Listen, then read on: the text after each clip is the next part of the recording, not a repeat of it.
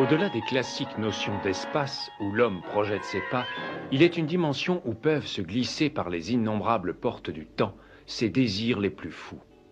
Une zone où l'imagination vagabonde entre la science et la superstition, le réel et le fantastique, la crudité des faits et la matérialisation des fantasmes. Pénétrez avec nous. J'ai dit, Petra, c'était le peuple d'Ar-Raqim. Avec du Forcan, il suffit de chercher dans l'histoire à quelle période était Ar-Raqim. Tu nous as dit toi-même qu'Ouzaïr, ça ramène à la période de Isa. Donc c'était bien dans la période de Isa.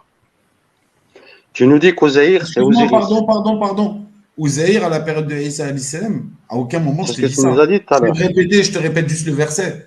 Ils ont dit, les Juifs ont dit que Ouzaïr est le fils de Dieu. Ils ne font que, ils n'ont fait que répéter ce qu'ont dit les autres avant eux. Et Voilà. après eux, Isa alayhi salam, certains ont dit que c'était le fils de Dieu. Dans la même lignée, au fait. Et Mais donc Ouzaïr, ça nous parle de toute une période. déjà pour revenir rebondir, les pyramides, c'est simple. Nous, dans l'islam, on sait que c'est les djinns qui l'ont construite.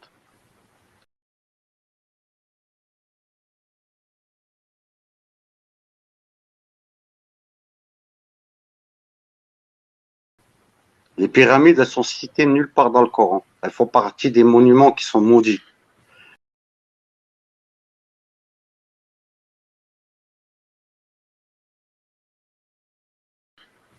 On connaît à travers l'histoire que les pyramides servent uniquement de vortex pour faire entrer les démons.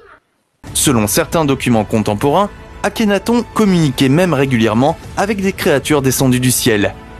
Et que les dieux pharaons de l'époque, avec leurs sorciers, que Moussa et le peuple de Moussa sont allés combattre, c'était des sorciers. Ils avaient tous des sorciers avec eux. Et dans leurs sorciers, ils faisaient des rites à l'intérieur de ces pyramides même, ces pyramides même aujourd'hui, seuls les savants dans l'islam le disent.